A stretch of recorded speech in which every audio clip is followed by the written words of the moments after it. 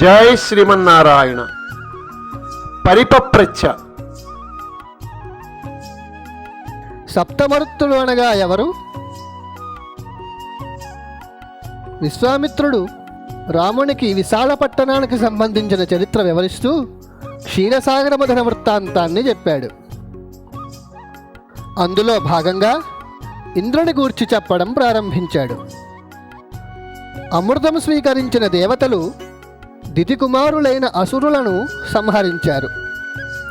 ఆ వార్త విని దుఃఖితురాలైన దితి తన భర్త కశ్యపుని చేరి, భగవన్, నా పుత్రులందరూ అదితిపుత్రుల వలన చంపబడ్డారు. ఆ దేవతల అధిపతి అయిన ఇంద్రుని సంహరించగలిగే పుత్రుణ్ణి మీరు అనుగ్రహిస్తానంటే నేను తపస్సు చేస్తాను అని కోరింది. దానికి కశ్యపుడు, నీవు కోరినట్లే నీకు కుమారుడు జన్మించగలడు, కానీ పుత్రుడు కలిగేంత వరకు నీవు పవిత్రత చెదకుండా తపస్సు చేస్తూ ఉండాలి. 1000 సంవత్సరాలు అలా ఉండగలిగితే ఇంద్రుణ్ణి సంహరించి 3 లోకాలను ఏలగలిగే పుత్రుడు కలుగుతాడు అని ఆమెను ఓదారుస్తూ అనుగ్రహించి, నీకు శుభమగుగాక అని చెప్పి తపస్సు చేయుటకు వెళ్ళిపోయాడు. దితి చాలా సంతోషంతో విశాల పట్టణానికి తూర్పు భాగాన ఉన్న కుశప్లవము అనే స్థలంలో గర్భవతి అయిన దితి తీవ్రమైన తపస్సు ఆచరిస్తోంది. అదితి కుమారుడు సహస్రాక్షుడు అయిన ఇంద్రుడు వినయ సంపన్నుడై ఆమెకు శుశ్రూష చేయుటకు ఆమె ఉన్న ప్రదేశానికి చేరాడు.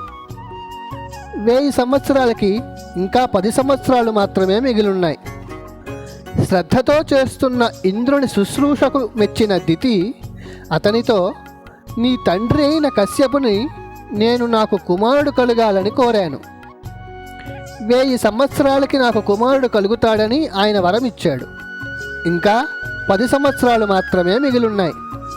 త్వరలో నువ్వు సోదరుని చూస్తావు.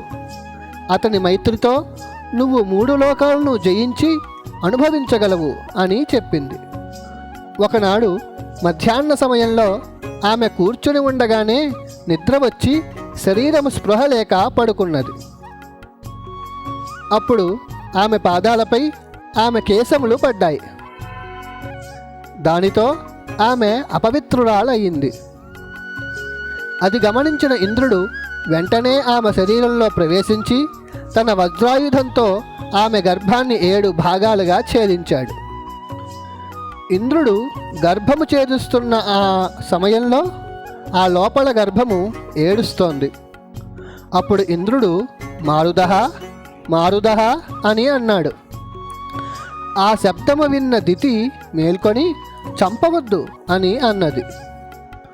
వెంటనే ఇంద్రుడు బయటకు వచ్చి చేతులు జోడించి నమస్కరిస్తూ, అమ్మా, నీవు అపవిత్రురాలవై పాదములపై జుట్టు పడేటట్లు నిద్రించావు.